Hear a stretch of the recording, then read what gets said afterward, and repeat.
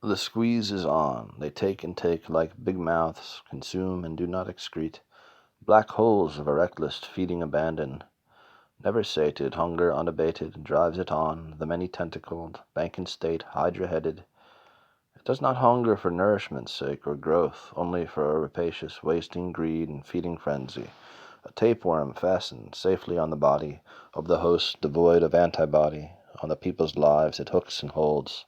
Contrived fees span globes of paper. Its weapon is paper, and its sustenance is paper. Its only product is more paper, and mental disorder on the mass scale.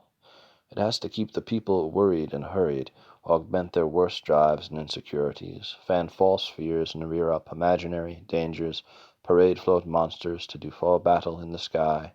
Over the airwaves a divine comic spectacle for all the peoples, writhing forms and shadow puppets rise, pull down the steeples, and raise to ground the gathering places they once had.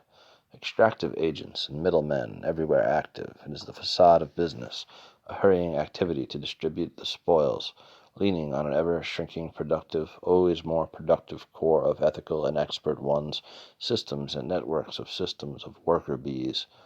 Imperial policy within and without to manage the disparate elements that wish to break off and war with others.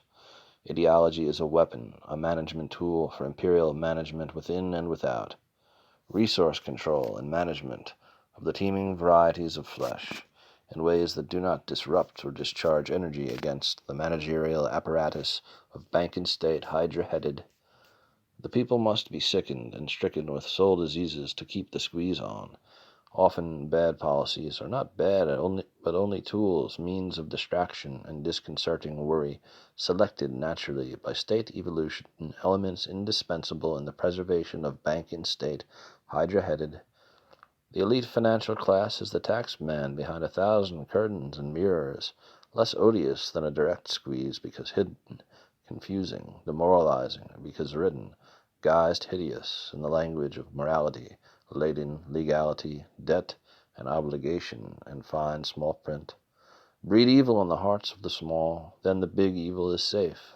Make them grasping, greedy themselves for ill-gotten gains, and bowing always before status.